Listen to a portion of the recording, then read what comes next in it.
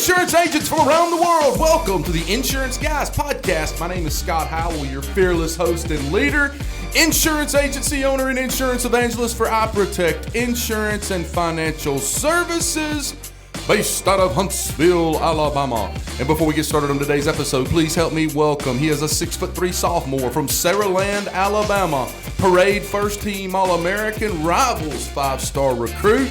He is the agency owner of Portal Insurance.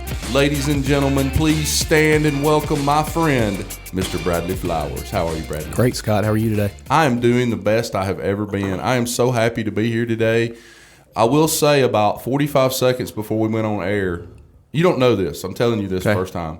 I'm going down the hallway to take my final bathroom break before we do about 5 podcasts today, and my phone rings. And this guy's on the other end of the phone. It's a Pennsylvania number, but it didn't pop up as spam. And I thought, you know what? I got just a second before I go put headphones on and start this podcast. So I answer the phone. This guy on the other end of the phone from Pennsylvania goes, "Hey, Scott. Hey, man, I listened to your podcast." No, I swear to you, this is what he said. He goes, "I listened to your podcast, and I'm on the higher, slow, fire, fast part of your podcast right now." Wow, that was early. And he just starts like going into it, like questions. And he never says, "Hey, did I catch you at a bad time? Are you is this okay?" And he just goes. And finally, I said, stop right there. I said, I'm going on a podcast in like 30 seconds. So can you call me back this afternoon sometime? You know? I always like those calls. Oh yeah. But I mean, he didn't. How did you get your number? It wasn't. There was no "How are you doing?" There was no small talk. It was just boom, boom, boom. It's and when you're around people that you feel like, and Billy can appreciate this, today's guests that are super time sensitive. Mm-hmm. They can hurt your feelings. What I'm saying is you kind of want to skip the fluff and just go straight. Right. This is my question. I'm getting straight into it. Right. You know what I mean? So sometimes with you, I feel that way. Yeah. Like I can tell almost when I call you how busy you are. Yeah. Because I never want to not answer. I understand. And I'm bad to not answer if I'm doing something. If I got something really important going on or I'm doing something. But yeah, if I don't answer somebody, it's because I didn't see it. Straight up. That's I get it. Take calls during podcast. I've done that before. So, guys, let me tell you about the mission of this podcast. We're here to help insurance agents any way we can. I don't care what segment of the business we're talking about. We just want to help you guys and give you, in every single episode, 1 or 2 things that you can get off the podcast, go back to your office or go to your office, and sit there and implement in your agency, or at least think about. We'll just give you some things to think about, like new technologies that are out there. But guys, today we have a very special guest with us. I have been reading up on him the way that the Discovery Channel studies meerkats, and I am blessed and honored to have him with us today. I can tell you one thing. He has accomplished a great deal in his lifetime. I agree with that. And I always enjoy being around people and surrounding myself with people who are uber successful, because you can learn a lot from them. Remember this, guys, you're defined by your environment and the 5 people you hang around with the most. I've always said that. I will continue to say that. And with that said, let me introduce a guy that I wish I could spend a ton of time with. First and foremost, he is originally from West Palm Beach, Florida. He currently lives in Neptune Beach, Florida, and he is married to his beautiful wife, Anouk, and he has 2 kids, Landon and Skylar. He started his insurance agency, in 2006 and has been recognized as one of the top-selling agencies in the United States of America. He's been featured in IA Magazine. He serves in the Big Brother, Big Sister program. That's fantastic. He's written a book. How many people you know written a book? Written a book entitled Insuring Your Peace of Mind, and has raised over $30,000 for a veteran organization called Folds of Honor. Ladies and gentlemen, it is my profound honor to welcome to the podcast today, Mr. Billy Wagner. How are you, Billy? I'm so great. Thank you for that intro. I'm very excited to be with you guys. Dude, you've accomplished so much in your life. Let me ask you a question. I've accomplished 1 or 2 things in my life. I never look back. I tore the damn rear view mirror off the car. Do you ever look back at your accomplishments at all, or are you just constantly looking forward?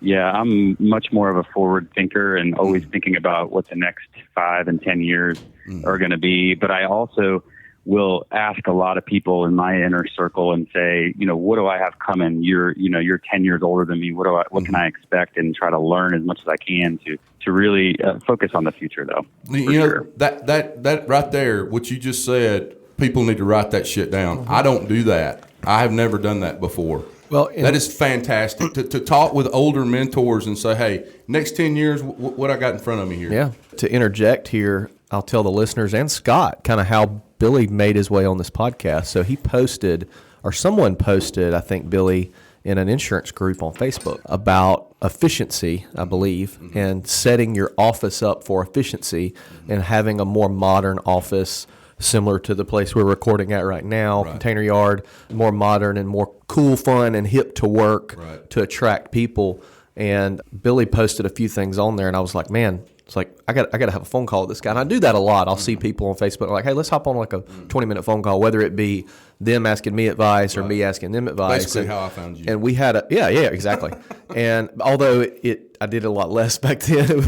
So with Billy, we hopped on about a 20-minute phone call, Billy, and I was like, oh my God, I've got to have this guy on the podcast.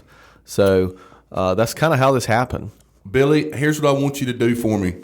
I've got a lot of questions for you today. Number one, because the area that you're the best in is the area that I'm the worst in, if that makes any sense. Time management, efficiency, time leaks, those types of things. But before we get into what Scott's the worst at and you're the best at, get in the passenger seat of my DeLorean for just a second and let's go back in time and tell our listening audience how you got in the business, in the insurance business, and then just work us up to today. Yes, absolutely. So I actually started my career in the restaurant business out of college, and I started studying the insurance side because a lot of the managers that worked for me went into it. And I opened a scratch independent agency in 2006 with an outfit called Brightway Insurance, and they were just starting, and I was actually the first person to purchase the franchise rights to Brightway, and I built out 10 stores with them, and we built a $50 million premium territory in those 10 stores over the last probably 10 years or so. And I just recently sold that rights to those stores back to them, and I kept my main location, which is about half of that growth in the main one location. And talk about simplifying my life. That's exactly what I did. I took all of that off, and now I run a very high volume personal lines agency. We focus on the home buying experience. I've got 10 sales agents, and we'll do, about 5,000 new policies per year. And so we're, very, very high growth, but very, very focused on the experience and efficiencies and making the expectation for the consumer is, it's really changed in the last 5 years. And we're really focused. I mean, really the expectation is 15 minutes or less. And we know as agents, it's really difficult to do that. But that's our goal, is to try to be as efficient as we possibly can through the sales process. What's the makeup personal versus commercial in that? Because I know that's what 85% of our listeners are thinking right now. Sure. So it's pretty much all personal lines. I've got one commercial producer that just does referral-based stuff only and niche stuff. But it's 95% personal lines.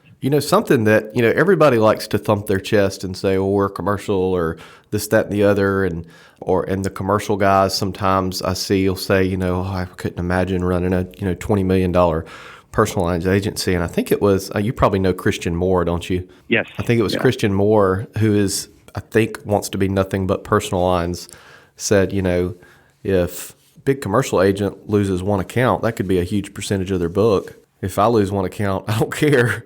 It's such a small percentage. So it's kind of a different way to look at it. Yeah, you have to be structured correctly in order to make it work. But, our retention on the personal line stuff is like 92, 93%, somewhere in there. Yeah. And when I first started out, like everybody, when they first start out, they want to do everything for everybody. Right. And I wrote some of these large commercial accounts and lost them. And I realized I can write a huge commercial account in premium size and personal lines each month and every month. And the retention on it has been very, very good. You've got to be able to have, again, efficiencies and structure in your agency because there is not a lot of margin. So you've got to be real strategic about how you do it. Billy, I want to go back before we get into the time management stuff. A couple of things I wanted to ask you about. First and foremost, you sold back to Brightway. You sold back to them. Are you planning on, based on whatever you made in that transaction, are you planning on diversifying and getting into anything else besides insurance? So I am doing just some real estate stuff. So I just recently bought the building that we're going to be in, and I'm going to do some personal residential real estate in cash and diversify that way. But I'm all in on my model and what I'm doing, and I'm going to build. My goal is to have a $50 million premium agency in my one office, and that's kind of what I'm structured and trying to do right now. So I'm doing a little bit of both, but yeah, focused really on growth still, just doing it a little bit differently than I first started out. Right. The other thing that you said that really piqued my interest, you said expectations have changed so much in the past 5 to 10 years. Talk a little bit more about what you perceive, because remember, perception is reality. What you perceived as, as far as those changes, what the prospect and client's expectations are today versus 10 years ago? Yeah, I think it's a great question. I think it's changed so much, and even just in the last 3 years, it's changed really drastically. And I think, we all talk about like the agent of the future is somebody that is really focused on that experience. So, I analyze, and I can tell you that if an agency is struggling, it's almost always regarding the experience. I mean, it is absolutely everything. So I'll secret shop my office 3 times a month. We are scripted on everything that we say and do in the agency. There's no expensive freelancing going on. So everything is very strategic about building rapport with the client, which I think is relationships is everything. So we're real strategic about how do we build that rapport and bring them into our agency. And I think what we're learning now is that we've got to use a lot of we can use some technology and some automation to make things easier, but we still got to focus on that client relationship. And that's just, that's really what we focus on exclusively. Bradley and I don't sell anything. We don't have anything over here that we're trying to push on anybody. One thing that I want to do is give our agents that listen to our podcast some actionable steps in every episode to help them grow their agencies and be a better agency. Mike Stromso says it best, big doors swing on little hinges. And I think you probably do as good a job as anybody in the country. I can just tell you're a guy that if something's not working, you figure it out, you make the tweak. That tweak can mean, substantial growth within your agency. But give our listening audience, when you talk about steps or ways to build rapport, person picks up the phone, don't care how they heard about you guys, pick up the phone, they call you, somebody's about to answer that telephone, and the person on the other end wants an insurance quote. Tell our listening audience some ways that you build rapport or have your agency staff build rapport with your potential clients. And even after the sale. Oh, yeah, especially after the sale. That's when it's...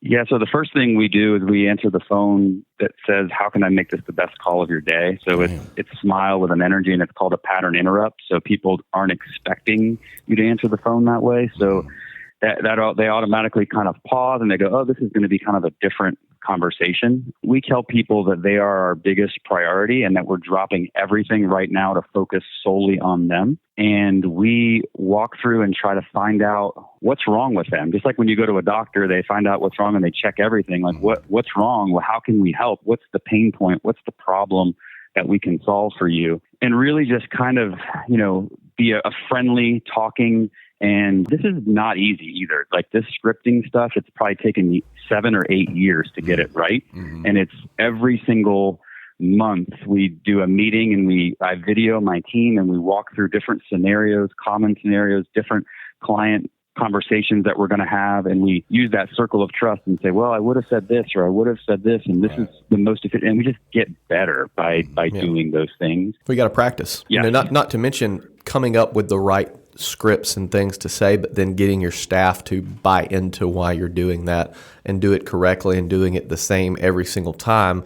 That way you have consistent results. I was talking to my team and I actually talked to the young agents of Tennessee this weekend about correctly onboarding your clients after you write them, if you can onboard each client exactly the same, not only does that give them a similar experience, it gives you a similar experience in what that client's going to need after the sale at scale, and you can almost predict what the client's going to do. Yeah, I mean, and our business is not that complicated. Sometimes it needs to be simplified for the consumer drastically. I think it's a big issue with our industry. But we take a look at like different scenarios that are coming up. There's probably in everyone's agency, there's probably about 10 scenarios that come up over and over again.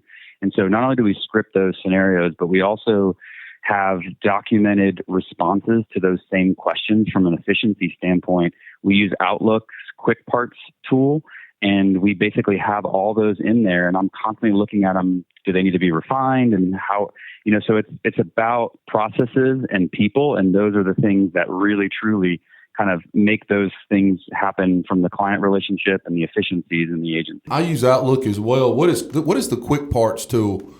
It basically is a little drop-down insert. So, somebody calls and asks, why did my premium go up? That you click, premium increase, and it'll drop down a perfect response for that. So it's basically like a draft that's saved, but it's just a one-click button that it drops into your email, and it just makes everything very systematic for the team. Laurel does that. She has that in her agency. In terms of automation, what are you guys doing to touch existing clients? What technologies are you to do that? Yeah, we use Active Campaign, and quite honestly, like Brightway's got a system where they do a lot of the marketing for us. So they're doing newsletters, email touches, cross-sell campaigns.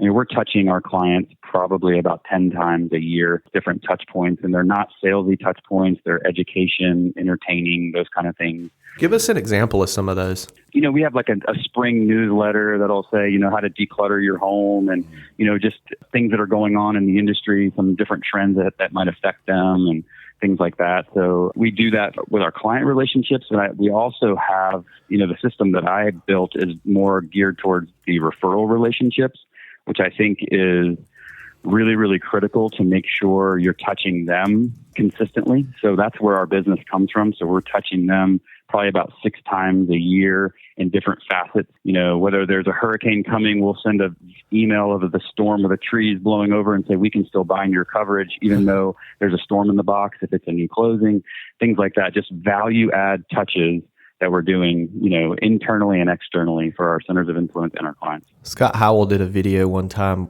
before a hurricane was going to hit, where he had a birdhouse on the back of a pickup truck and took a sledgehammer to the birdhouse and said, This is what this hurricane's going to do to your damn house if you live in Miami or Dade County.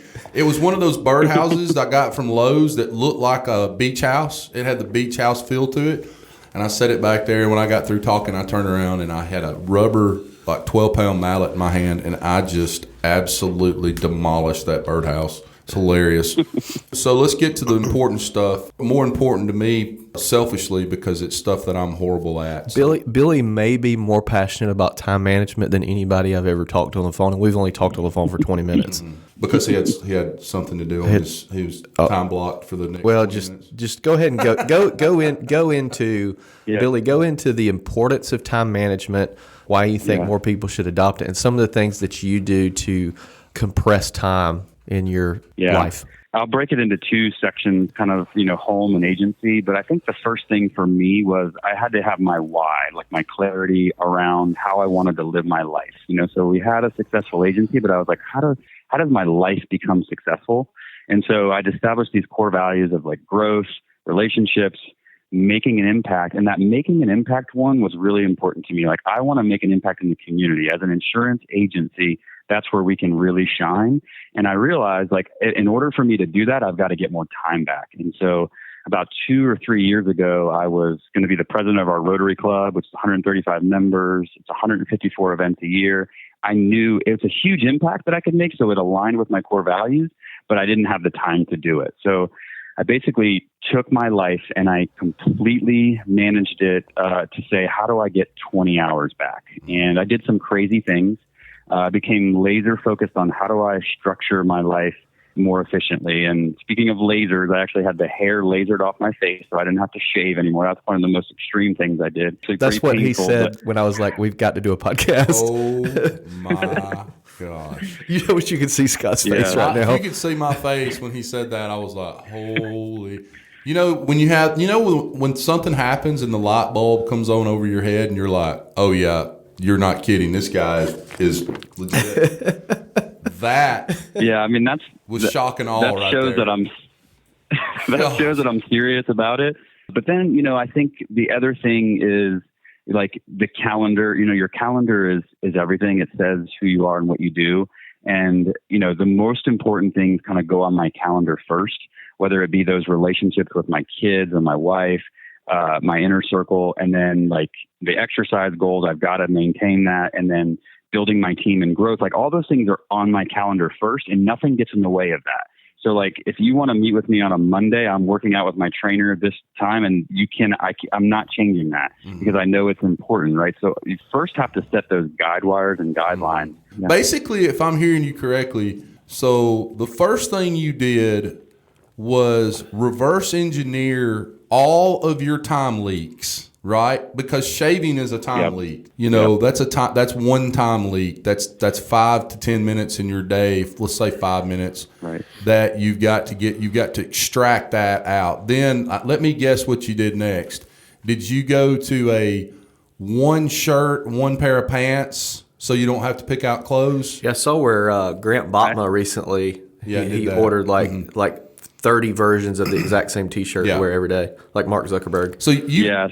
So I haven't gone to that extreme. I don't think I will go to that extreme, but it is true that 20% of your outfit is you wear 80% of the time. So I did reverse the hangers in my closet, and anything that I didn't wear in 6 months, I got rid of, donated it. Gotcha. I don't have any clutter in my life. So we kind of removed that from our car, our house, our office. Like there's no paper on my desk. There's no clutter in our house. You can hire they actually have a job is to come in and organize your house. It's very inexpensive, and they go through and help you organize it so you don't have things everywhere. It's just, I had everything that I do at home was outsourced. 100%, nothing is my responsibility. And even the few things that were, now my son's 11 years old, so he takes those as his chores so that I can spend my time with my family.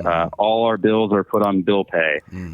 One of the things that was, alarming was when the iPhone started tracking screen time. When I looked at what I was spending there, I about had a heart attack. And so I set my own parameters on my screen time for my kids and for myself. And so that was a huge time-saving initiative that I did. I know Karen Simmons, who is the host of Cheers to Business podcast, who's actually literally recording right next door to us right now.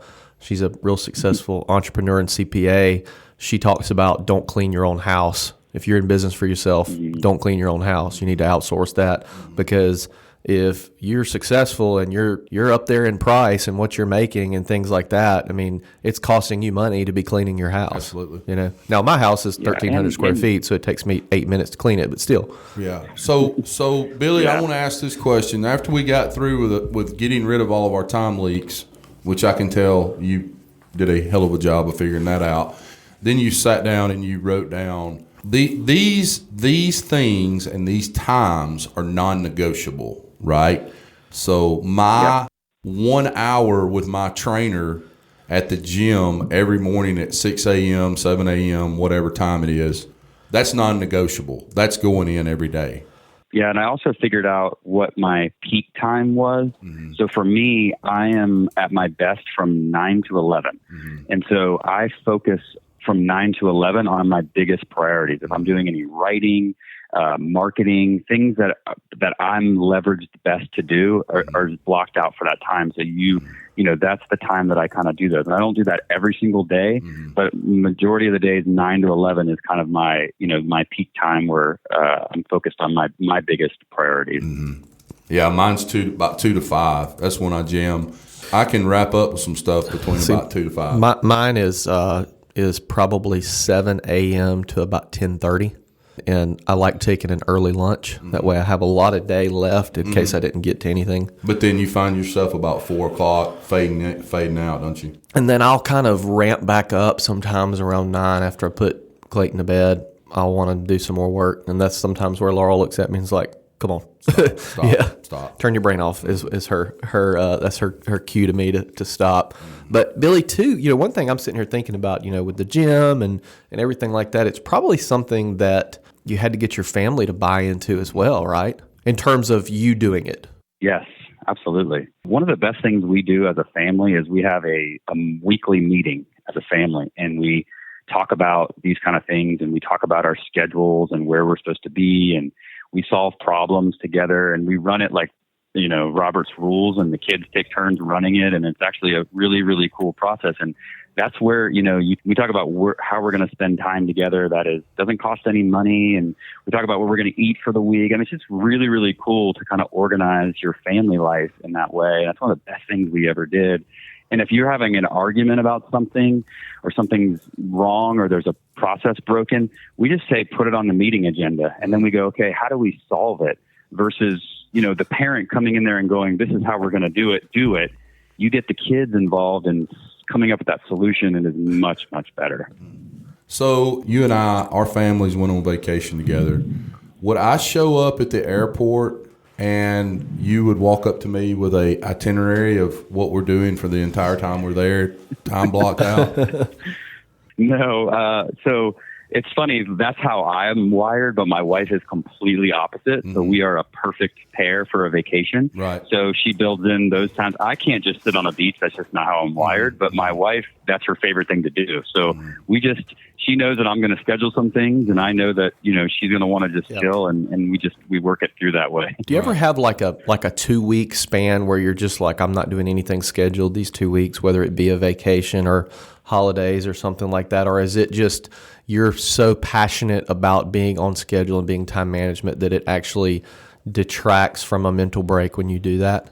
No, I think for me, at the end of the day, I do all these things so that I can have autonomy. So that's the most important thing to me, is autonomy. So I can enjoy, we do quite a few vacations now. I didn't obviously when I first started the business, but we do a lot of vacations, and I can unwind, and I can, we do a ski trip or something like that every year. So there's definitely times where I can unwind and not be focused on it. But I don't know, it just has become one of my passions, where I'm always looking at different technologies and what's coming down the road, and what, how can I be more efficient? I don't know. It's just come something that I've just really, really, I care about a lot. Hey, I'm going to tell you something. You are the human embodiment of something that Jocko Willink, who has a podcast, if you guys have never listened, if you like military, if you like discipline, if you like listening to stories about military battles and things like that, Jocko Willink was a Navy SEAL. He has a great podcast, huge following on YouTube. Never listened to it. Oh, it's amazing. But he talks about discipline is freedom. I mentioned this to a bunch of agents this weekend, and they all looked at me like a calf trying to look at a new gate. Y'all can use that if you want. Discipline is freedom. The more disciplined you get, the more freedom you will have. And I know that sounds counterintuitive, but when you don't have discipline, you don't have a schedule, you don't find your time leaks, the more chaotic your life is, the less freedom you have. So what you've basically done, you are the human embodiment of that saying, discipline is freedom. You've put yourself in a position where you've taken away all of the time leaks, you've created this schedule of what's important, and by doing that, it gives you more freedom. Does that make sense? 100%. I couldn't have said it any better. That's exactly how I view it. And I think it also is the same for your team, your staff, and making sure that they know what winning looks like, what their role clearly is. And it's very defined for them on what they're supposed to do. How do they cross the goal line? All those things, it's a little bit of micromanagement at first, but then once they start doing it, then everything is rolling, and you're just making tweaks, So I think having those written processes, having the accountability for who's responsible for what is really, really critical to getting the agency right. Finding those, because the agency can be the biggest time suck around. Absolutely. I mean, there's never any more, never not enough stuff to do. I mean, there's always stuff to do. I've heard of agency owners, and I can absolutely relate to this, that have some sort of rule. And I'll tell you, actually, the example is Jason Will, who you may not know, Billy, but Scott and I do, and we've had him on the podcast. He runs a really successful real estate firm here in Mobile. He has a team of, I think, 20 people. So he has a real estate company, independent brokerage, with about 150 people, and then he has a team, I think, of about 30. And one thing that one rule he's had to make is, don't call me, and I don't think he's like super extreme about it or a jerk or anything, but like, I don't want 8 million questions throughout the day. So what he does is he is guaranteed to be at the office between 8 o'clock and 9:30 in the morning, and that's where, and the only thing he's doing is sitting there and asking questions and taking questions from his team. Have you implemented anything like that in your agency where you're, hey, look, please don't bother me from this time to this time, or that kind of thing? Or if you want to ask a question, set an appointment. Have you gone to that extreme? Because I know, like with me, I mean, sometimes, especially with newer team members, it seems every time I walk out the door of my office, somebody's got a question for me, if nothing else, just to get FaceTime.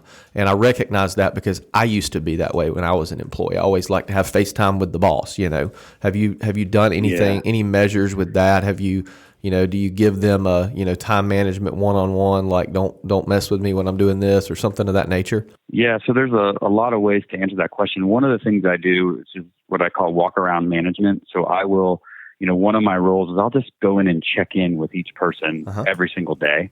So I'll just say, how are things going? Show me what you have working. Is there anything I can help you with? So they get that FaceTime with me. I haven't written an insurance policy in 8 years. I wouldn't even know how to. So they don't come to me for those questions anymore. It used to be where that was all I was doing, was answering those types of questions. But what I did was I built some infrastructure in the agency from a role. So they come in at a certain role and they develop to those roles. And there's always somebody else before me that's going to be answering those questions. So it's either my lead salespeople, or they have junior producers underneath them, or they have a director of a smooth process that's going to make sure everything's flowing and smooth. Like, there's a lot of people they can go as a new person to learn and get those technical stuff answered. So organizational structure, essentially. Organizational structure and things like, it's just critical to have, things in place. And what I did from the very beginning, of course, when I first opened the agency, I did everything. I mean, I was taking out the trash. I started with one employee and she's still with me today, but I did absolutely everything. But when I did something, and I do this still to the day, when I do something, I'm teaching. I am not doing anything just to do it anymore. So that's something that's really helped scale that over the future. And you have to do those things in the beginning. I mean, you don't necessarily have the resources or the staff or anything like that. Yeah. So tell me about written processes, video processes. I'm assuming with multiple locations that you now pared down to one. That I talked about this the other day too. Very difficult, if not impossible, to scale unless you have written processes in place. Do you have, written processes down for everything you guys do, from cleaning the bathroom to how the script on how you answer the phone? So 100% yes. I will say that a large part of that, though, we have a whole operations manual, and that is all part of the Brightway system. So, but everything that we do in the agency, we're focused in the agency as the sales process. So everything in the sales process is documented. It's all everything. And not only that, but we run the plays, I think, so much that it's kind of like it's just kind of automatic. Mm-hmm. And one of the things that I think is really, really critical to agencies is spending and investing the time with new people, and really making sure, because it used to be like Sally would come in and she would sit with, John, and they would shadow. And now we do 2 full days of training on Friday and Saturday when we're not open. And we go through our whole process for 8 hours, not front to back, because they need to be able to visually see what that whole experience looks like instead of just pieces of it. And then we go and do the pieces later. So yeah, there's a lot of stuff you can do from a training people and process that really make a big difference. Yeah, I think written processes are more for the new hire. Absolutely. Yeah. Especially, and here's what I came up with Sunday when we were talking to these agents in Chattanooga. I said, let's just stop calling it the word process. Because what happened is somebody said they hate the word process, didn't they? I don't know. Something, but I said I hate the word process. Okay, maybe it was you. Okay. And I said, I think we use the term process in the insurance industry as a whole, and that word in and of itself, when you say that word process, people go, oh gosh.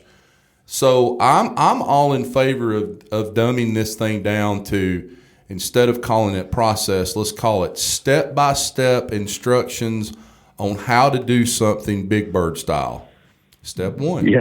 Step 2. Yeah. Step 3. And one thing that we do is we utilize screen record videos. If there's something on the computer that I want to show everybody how to do, I can do the screen record video through Loom. Not only is that better for them because I remember a manager I had in the past, he would send you a typed out step-by-step, this is how you do this process, but and I think that's fine, but with something new and something you have to kind of do on the fly, not only is it better for them to see it versus a step-by-step and you have to read and then go back to the site or the program, but the video is better. And it saves me time because I just record a quick video of me doing it, send it to them, hey, here you go. And it saves them time because they don't have to go back and forth, back and forth, back and forth. And to give an example, I've literally recorded one while we were doing this podcast. Yeah, so, but here's my rebuttal to that. I wasn't arguing. I'm just saying that's what we do. Here's what I'll say to that then. Yeah. So first thing you got to figure out when you hire a team member is how do they learn the best. True. So Scott, you know how I learned the best? You could hand me a hardback covered book of the best sales book in the history of mankind. Okay, you went down to Barnes and Noble. You were very thoughtful. You buy me a hardback covered book. You sign it. Hey Scott, I love you, brother, which you would never say. But hey Scott, thanks for all you do. Bradley. Hand it to me. Greatest sales book I've ever read. It'll change your entire life. I would never read it. Right. I cannot sit down with a hardback book and sit there for 3, 4, 5 hours. But I could download that same book on audible.com. Listen to it. And retain about 90% of it. Yeah. Which is solid. Yeah. So that's how I learned the best. Yeah. I've seen people... And Billy, jump in here if you want. I just think that one of the first things you got to figure out with new hires is how do they learn the best. And I'll tell you something we do a horrible job in our office of. We'll put a new hire behind somebody and let them watch. And every time I see that, I'm like, this is a complete waste of time. Yeah. You learn by doing, getting them in their butt in that seat and letting them do it, right? Billy, what are your thoughts on all that? Yeah, absolutely. I agree with everything that was just said. I like the phrase of designing outcomes better than the process. Like you're trying to design what you want to happen and lay out the playbook of how to do that is important, especially with new people. But I just love thinking about, what are the steps in the process, and even thinking about like a client's journey through our agency and going, okay, in the beginning, this is where it starts. Oh, there's a pain point there. What is that pain point? How do we solve it? And try to reinvent that whole process around that. And then, you design that outcome. How do you want that to happen? Right. And then you document it. Then you do a video with it. Then you teach people, you let them script it, and then they practice it and you secret shop them. And by the time, you do all those things, everyone's better. I agree. For the agents out there, you have built a tremendously successful, tremendously large agency. You're one of the fastest growing agencies in the country. You utilize a lot of the things that we've already discussed today. But if you had one piece of advice for that agent out there, maybe they've been an associate agent for 10 years and they're jumping out there on their own, or maybe they're just getting into the industry and starting out as a scratch agent, what would be your piece of advice that you think that they probably need to focus on the most to be successful? Yeah, I think if I look at the agencies that are successful across the country, most of them are very good with people and recruiting and developing people. So that's the end game. I think that's where your head has to be there. But I think to start, if they're just getting started, I would focus so much on the experience that's happening. So every time a quote comes in, what happens? Every time somebody calls 5 minutes before you open or 5 minutes after you close, what happens? Just role play all the scenarios that happen and fix the pain points and try to add delight to the experience they're providing. And business will come by referrals. And that's kind of how we built our agency. Is basically we get probably 3,500 to 4,000 referrals a year through centers of influence and through our current clients. And it's because our experience is better than our competitors. And that's what I would focus on if I was starting out. And when you said one of the things that you see in very successful agencies is the principal is very good with people. It sounded to me like when you said that, you didn't mean potential clients or clients. You meant people as in people that come in as your employees. Is that correct? 100%. Yeah. And so, we're really focused on the culture. And I think the growth of my team is one of the most important things to me. It makes the hair on the back of my neck stick up if I'm helping them grow. And I think people are happiest when they're growing.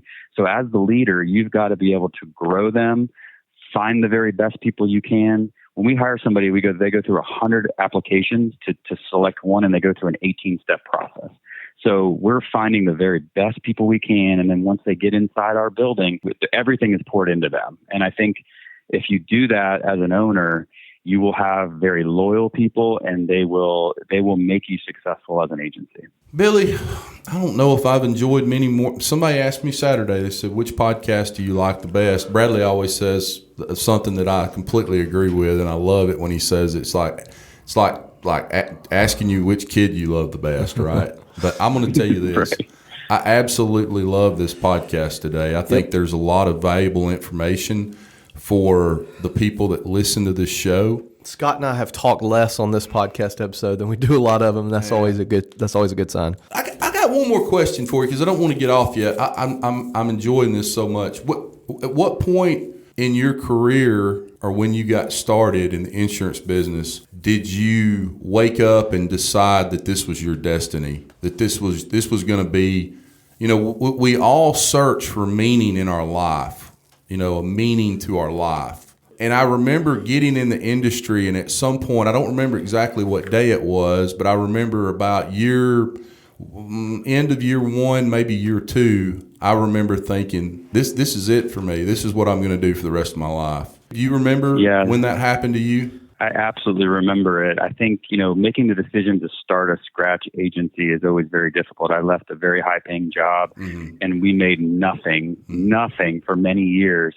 And I think it was about 2 or 3 years into the agency when I realized I could scale it, and there was not going to be a better place for autonomy and making an impact. And so that's when I was like, oh, I'm all in on this. And that's why I invested heavily in the team. And so it was about 2 or 3 years in where I was like, I'm never doing anything else in my life. This is the best decision I ever made was to get into this business. And is it running the agency or making the impact that's more important to you? It's making the impact more than anything. I think the agency now, because of the systems in place, I'm only doing things that I have a passion for, and the agency is kind of running, and it's enabling so many opportunities for my team and my people, and there's a lot of huge growth plans that I have that they're going to benefit from.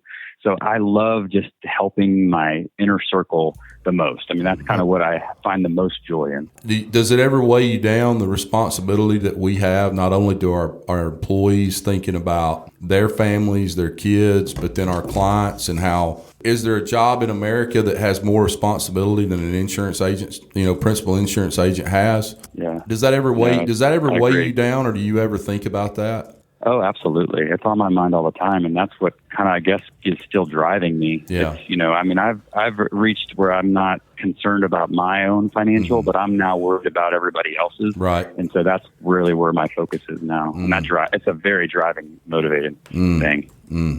Well, brother, I really appreciate you being on the show today. It means a lot to me, and it means a lot to Bradley. And I want to have you on again sometime. And Man, I'd love to hear him speak at one of these insurance conferences, like just talking about success, time management, those types of things. I know I'm sitting here talking like you're not even on this phone call right now, but I really do appreciate it. I would love to get in the boat with you some more sometime and come down and visit your agency and just talk to you a little bit and spend a day or two with you. I think you're somebody that could really help me, and I need a hell of a lot of help. Trust me. 'Cause listen, I am no different than any insurance agent listening to this show right now.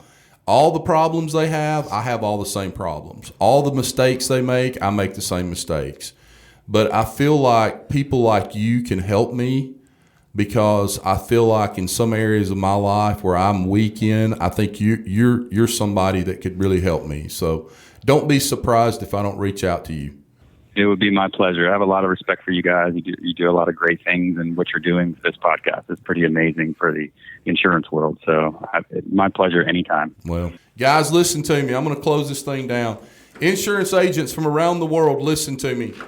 I don't know if there's anything more important than hiring great people in your organization. But if you're going to reach your full potential and grow your agency and have the type of freedom that we talk about that agency owners can have, you're going to have to get disciplined with your time management, your time leaks, focusing, making the most important thing the most important. I challenge you today to do what Billy's done, take an inventory of time leak, take an inventory of what's the most important things.